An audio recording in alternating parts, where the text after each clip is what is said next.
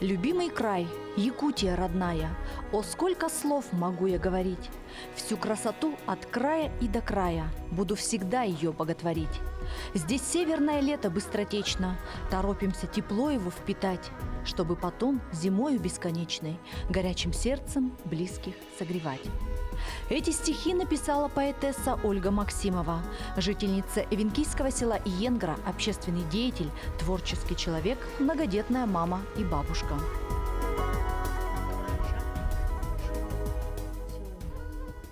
В 1965 году молодые педагоги, просветители Ираида Монахова и Борис Крангаус приехали по распределению на север.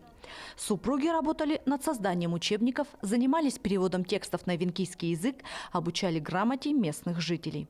В семье было 9 детей.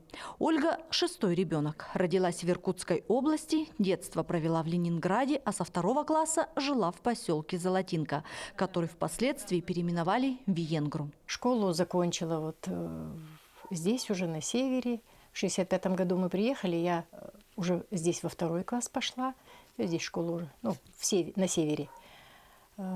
Школу здесь закончила, потом училась в училище на швею, работала, закончила с отличием на швею, когда училась. Работала в Якутске на швейной фабрике. Но потом по семейным обстоятельствам вернулась сюда в 1976 году, так как здесь тоже с работой мало таких мест, где можно работать. Устроилась в больницу, и так и осталась. И в больнице с 1976 года проработала до 2022, 46 лет. За многолетний добросовестный и безупречный труд Ольга Борисовна удостоена почетного звания «Отличник здравоохранения республики». Имеет множество почетных грамот и благодарственных писем. Но самая главная заслуга – это уважение коллег и благодарность пациентов. Человек она хороший, любящий, ветеран труда, отличник здравоохранения Республики Саха-Якутия. Являлась председателем профкома у нас в Золотинской участковой больнице. Всегда шла на первая на помощь. Я помню, когда мы в детстве были, в больнице лежали, мы так радовались, что завтра на следующий день придет тетя Оля. Мы ее так называли. Она была такая добрая. Она хорошая в коллективе, говорит, всегда, говорит, помогала всегда. Она работала санитаркой работала. И всегда медсестрам помогала в любых ситуациях. Постоянность в работе – постоянность во всем. Даже в дружбе Ольга Максимова не изменяет своим принципам. Со своей подругой Светланой Захаровой они идут рука об руку уже 50 лет. И эта дружба с каждым годом становится только крепче. В 1973 году я подружилась с Олей, когда они приехали сюда. Родители работали преподавателями. И, случайно, бегая по улице, увидела Олю, познакомились. И это с тех времен мы дружим. Дружим с семьей, детьми. И все время друг с другом рядом. Когда бывают такие общественные праздники, Канапке, летний праздник эвенкийский, оленьи гонки, мы там бываем. Потом, когда приглашают нас на городские праздники, мы выезжаем. Также мы бываем на концертах, куда нас приглашают.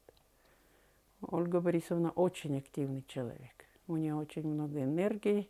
Я иногда ею поражаюсь, на все у нее хватает. Со всеми общаться, всем делать что-то, какие-то добрые дела. Еще одна верная подруга – Любовь Лиханова. Их связывают 40 лет дружбы, дети, внуки, общие увлечения и совместные дела. В 2019 году мы с ней составили положение об учреждении стипендий лучшим ученикам школы-интерната села Иенгра. И она ежегодно вручает лучшим ученикам школы, именно победителям конкурса «Монаховские чтения». Почему монаховские? Потому что у нее мама, Ираида Васильевна Монахова, она эвенкийская поэтесса, в свое время очень прогрессивный педагог, автор многих эвенкийских учебников. у нее родители Борис Липманович Крангаус и Ираида Васильевна Монахова, они очень передовые люди были, педагоги. Жили они здесь, в республике нашей, в Томпо, в Охотском перевозе, в Кангаласах здесь. И вот у них последнее место работы было в Золотинке. Ну, это раньше называлось Золотинка, потом ее переименовали в Венгр. Она очень активный участник во всех мероприятиях села, района, входит в обрядовую группу. Они проводят эвенкийские обряды на национальных праздниках в селе Иканепке. Это встреча лета, но они называют это начало Нового года, у эвенков так. И на Дне оленевода. И на всех мероприятиях в Нерюнгри они проводят обряды эвенкийские. В доме бережно хранятся вещи, которые принадлежали родителям. Ольга Максимова с особой теплотой и нежностью рассказывает о каждой из них. Хочу показать это память о моих родителях тоже, вот эти предметы. Папа всю жизнь курил трубку и никогда с ней не расставался. И когда в школе работал преподавателем, дети даже прозвище ему дали: «О, трубка идет, трубка идет». На многих фотографиях папа с трубкой. И курил капитанский табак. Капитанский табак в определенном магазине в Ленинграде продавался. И поэтому всегда в запасе был. Когда здесь жили, или папа приезжал ко мне, я тоже ему привозила из Ленинграда. Если я ехала, привозила вот этот табак. Капитанский табак. Вот это папины очки. Это у меня лежат предметы эти как память. А мама тоже, у нас мама была такая замечательная мастерица, рукодельница, и вышивала, и вязала, несмотря на такое количество детей. И раньше же в декретном отпуске не сидели, вот родился ребенок, сразу выходит на работу. И мама успевала и шить, и вязать, и вышивать, вышивала, и гладью, и так. Вот это вот маленькая белочка, это тоже память. Мама мне когда-то делала ее.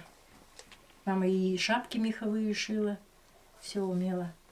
И на гитаре играла, и песни пела. И я помню, в детстве мне нравилось, когда мама... Это, правда, редкие были такие вечера. Мама брала гитару и играла. И я так представляла маму знаменитой такой певицей. Прямо на сцене, как будто мама поет. Ну, такие моменты были редкие, потому что очень большая загруженность была. Много детей, работа, хозяйство.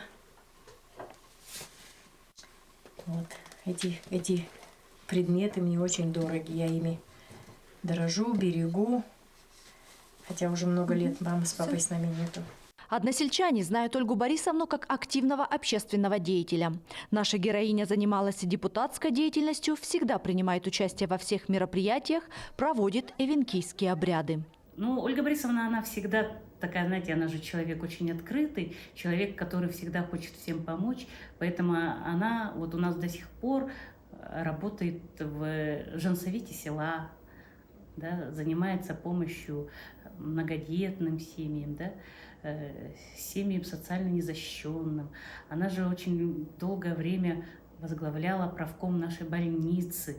Ну, вот это говорит о том, как раз, что Ольга Борисовна очень добрый, очень человек, который всегда приходит на помощь. В 2008 году на фестивале «Семья года» честь представлять родной поселок выпала именно семье Максимовых. И они успешно справились с поставленной задачей. В 2008 году мы решили семью Максимовых представить на районном конкурсе «Семья года». И тогда вот обратилась я к Ольге Борисовне с тем, чтобы она помогла мне подготовить их семью для участия, дала согласие. Ольга Борисовна, она такая легкая на подъем, она согласилась вообще сразу. Но у нас была проблема с Владимиром Сергеевичем, с мужем, охотником. А это же как раз открылся охотничий сезон. Ему надо ехать в тайгу. Какой там конкурс? Но все-таки она смогла его убедить, а еще ее дети уже в основном в это время проживали в городе Нерюнгри, и поэтому они вечерами, часов 8 вечера приезжали в Венгру, и мы с ними репетировали. но это все того стоило, потому что они тогда заняли почетное первое место и стали семьей года 2008 года в Нижнегринском районе. Сразу после победы в республиканском фестивале семью Максимовых пригласили в Москву. Ольге Борисовне с мужем Владимиром Сергеевичем вручили почетный знак «Родительская слава». На встречу в Кремль Максимовы приехали не с пустыми руками. Каждой семье, кто участвовал в церемонии, они подарили памятные национальные подарки. Историей наш край очень богатый. Хоть в ритме жизни мы всегда спешим. Нам дороги рассветы и закаты, и родиной своей мы дорожим. Все свое свободное время Ольга Борисовна посвящает семье и любимым увлечениям, а их у нее немало. Это и творчество, и культурная жизнь, рукоделие и прикладное искусство. Увлечений много, да. Я люблю вязать. Я вяжу все абсолютно. От носков до пальто, до шапок. Очень много. Дети, когда были маленькие, они были все у меня обвязаны. Друзьям, малышам, сейчас внукам вяжу. Ну, сейчас уже меньше. Ну, вяжу с удовольствием. Люблю очень бисер собирать. Вот эти вот изделия. Ну, не все. Вот эти вот. Это моя работа. Бисером люблю, с бисером работать. Вышивать. Ну, вышивать редко вышиваю. Как-то сейчас больше вот на бисер у меня ударение и вязание. Люблю очень фотографировать. Когда были... Ну и никогда. Камера сначала вот кассетная была, ленточная. У меня большой архив видеосъемок, все вот мероприятия поселковые, все исторические какие-то события сейчас, которые уже вошли в историю, скажем, да, все какие-то важные там такие детские праздники, взрослые мероприятия, конкурсы, фестивали, концерты, это все у меня есть. У Максимовых 4 сына и дочь. Все уже имеют свои семьи. Ольга Борисовна вырастила достойных детей. Сейчас занимается воспитанием внуков. Много бабушек на свете, очень любят их все дети. Расскажу вам про свою и как я ее люблю. Ольгой бабушку зовут, внуки дружно с ней живут. 12 внуков у бабули, все красавцы, красотули. Я люблю ей помогать, лейкой грядки поливать. И даю я ей совет, чтоб жила еще 100 лет. Обнимаю и целую, очень я люблю родную. Ольга Максимова всего полгода как ушла на пенсию, но без дела не сидит. Продолжает общаться с подругами, вышивает, занимается творчеством. 30 января они приезжали тоже, поздравили. Иногда сюрпризы мне такие устраивают. Юбилей, когда у меня был. Сын говорит: мам, у тебя какие планы сегодня? Я говорю: ну так, как, не знаю, особых планов нет. Собирайся, я через час за тобой заеду. Нас приглашают на торжество, на юбилейное. Там, ну, у друзей семья. Поедешь, я давай сразу ручку, там тетрадку давай, думаю, хоть стихотворение написать надо к их семейному празднику. Написала, значит, стихотворение, сын за мной заехал, возит и возит меня по городу, возит и возит. Я говорю: а что, сын? Он говорит: да, там еще не готово. Сказали, чуть-чуть там, ну, какие-то форс-мажор какой-то, надо чуть-чуть задержаться. Ну, ладно, я же верю, дети же говорят мне, я верю. Возит, потом, значит, подъезжает. Олежка, подъезжаем к ресторану, ну, кто-то ему там звонит периодически, открываем дверь. Говорит: проходите, пожалуйста. Так, вот вам зал вот тот. Ну, поднимаемся, открывают двери. И у меня шок. Передо мной все мои дети, даже дочь с семьей из Якутска приехали. Сюрпризом, да? Когда они 3 дня буквально назад, они уехали. И у меня такой испуг. Я не поняла, что происходит. Как закричали, потом поздравляем. И главное, мои дети и все мои близкие. Света, Люба. В городе у меня очень хорошие тоже друзья. И все, кого я готова каждый день 24 часа в сутки видеть, они все там. Я не поняла, что происходит, пока они не закричали. А потом уже вечер там проходит. У меня потом только уже это Кондрат прошел, и я смогла говорить. А потом мне говорят, которые уже взрослые женщины, говорят: Зоя, так это такие сюрпризы опасны. Вы видели, какое выражение лица у мамы было? Вот они мне сюрприз такой устроили на 60 лет и подарили мне путевку. Я ездила с Олегом, Олег маленький был, мы ездили в Таиланд. Один из внуков Ольги Борисовны, Станислав Крангаус, погиб, защищая честь Родины во время специальной военной операции.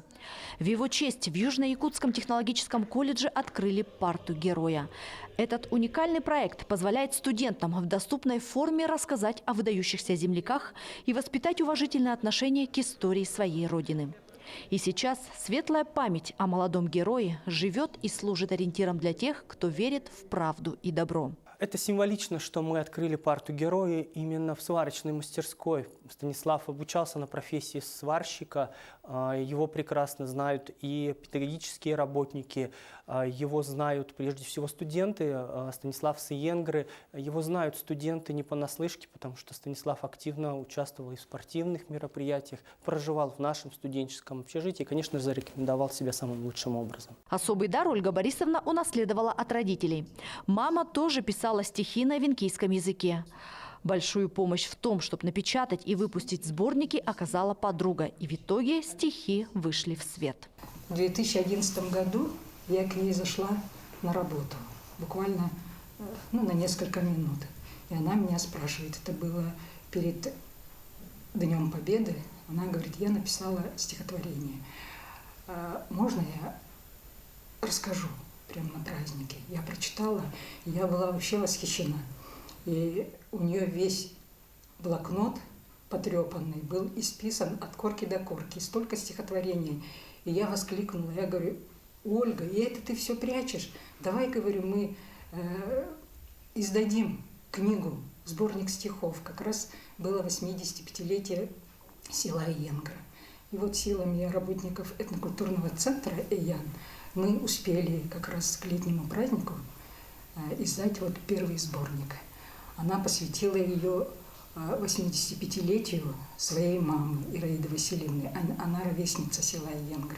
Второй сборник был посвящен отцу Борису Крангаузу. Следующий поэтесса посвятила друзьям и близким, а в прошлом году вышла книга под названием «Всегда я из-за туч увижу солнца луч». Это сборник стихов, которые рождались в разное время.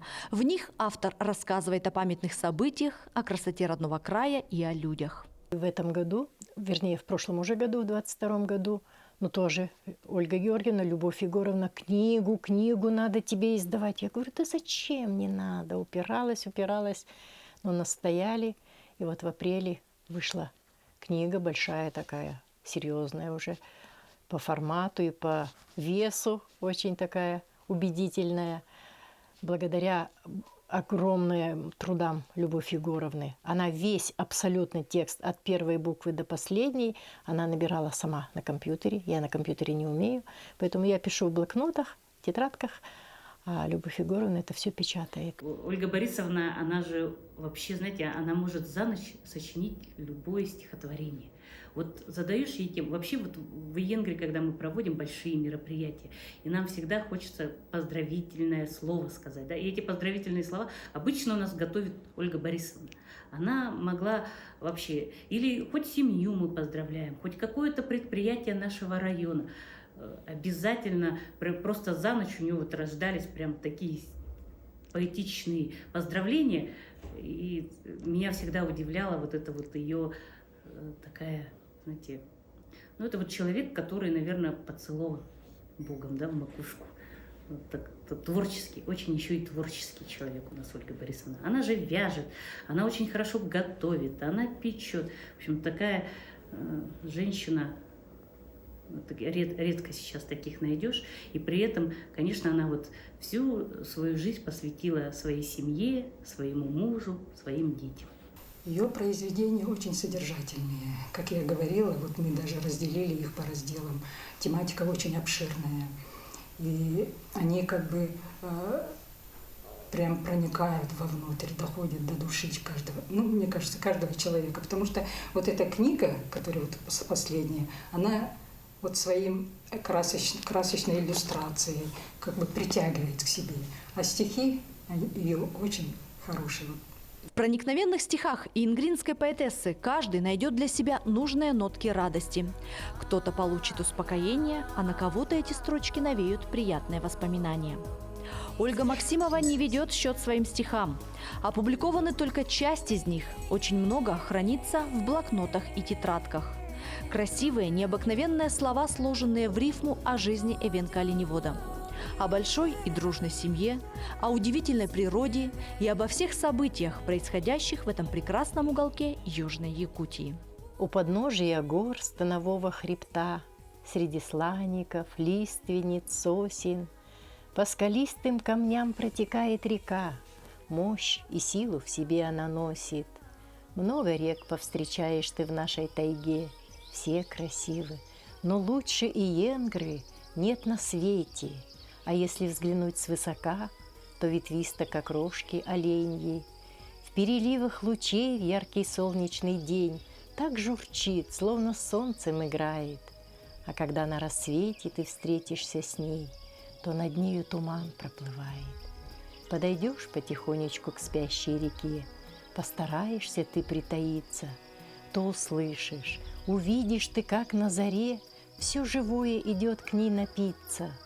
Слышен треск, словно скрежет могучих стволов, где-то дятел стучит одиноко, кто-то вдруг потревожил больших мотыльков, и взлетела кедровка высоко.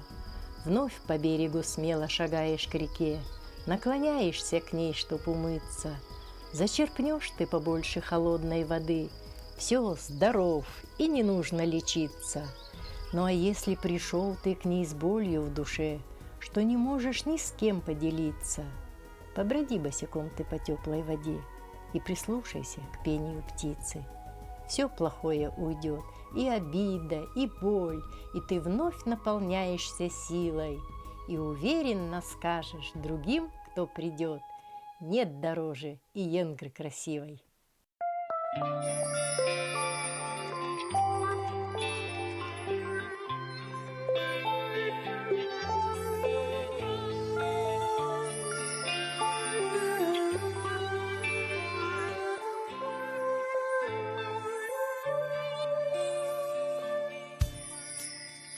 У подножия гор станового хребта, среди слаников, лиственниц, сосен, по скалистым камням протекает река, мощь и силу она в себе носит. Много рек повстречаешь и в нашей тайге, все красивы, но лучше и янгры нет на свете. А если взглянуть свысока, то ветвисто, как рожки оленьи.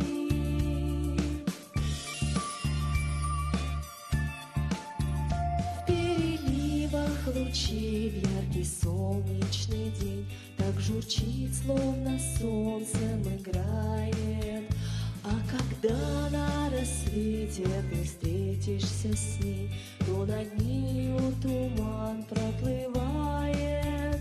Подойдешь потихонечку к спящей реке, постараешься вновь притаиться, и услышишь, увидишь ты, как